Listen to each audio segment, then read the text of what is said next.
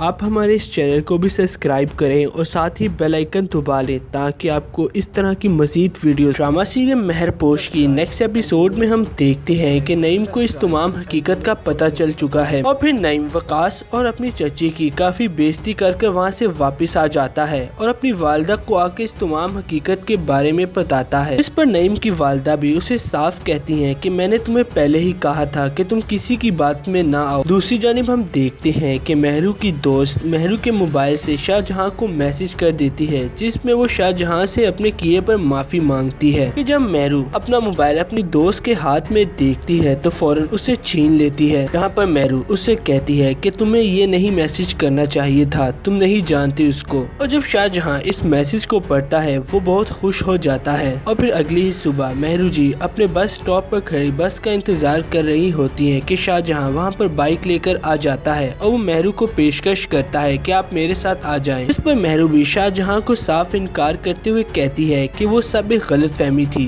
और मैं अभी भी तुमसे उतनी ही खफा हूँ जितनी पहले। कि इतने में मेहरू जी की बस आ जाती है और वो उसमें सवार हो जाती है। दूसरी जानिब हम देखते हैं कि शकीला बेगम अपने बेटे वकास को भी नहीं छोड़ती। शकीला बेगम वकास की बीवी की काफी बेइज्जती करती हैं और वकास को ये बात बर्दाश्त नहीं होती और वो अपनी वालदा से कहता है कि आप प्लीज चुप कर जाएं। शकीला बेगम अपने बेटे से कहती है कि ये जो भागने वाली बीवियां होती है ना, आज किसी के साथ और कल किसी और के साथ भाग जाती हैं। ये बात सुनकर वकास भी काफी गुस्से में आ जाता है और वो अपनी वालदा के सामने हाथ जोड़ते हुए कहता है कि आप प्लीज माँ चुप कर जाएं और चलाते हुए कहता है कि माँ कहीं तो मेरी इज्जत रहने दो। और वो मजीद अपने बेटे से कहती है कि तू पूछ इससे कि इसकी माँ अपने यार के साथ भागी थी या फिर नहीं। ये वकास एक बार फिर अपनी वालदा से कहता है कि माँ ये देखो मेरे हाथ, और मुझे पता नहीं कि तुम कैसे इतनी बड़ी बड़ी बातें कर लेती हो। और वो अपनी वालदा से कहता है क्या तुम्हें इस तरह की बातें करते हुए गिन नहीं आती, क्या तुम थक नहीं जाती। कि वकास की वालदा भी ये सब बातें सुनकर वकास की एकदम से चौंक सी जाती हैं कि वकास किस तरह मेरे से बात कर रहा है। प्रोमो के लास्ट सीन में हम देखते हैं कि नईम काफी देर से मेहरू जी का पीछा कर रहा होता है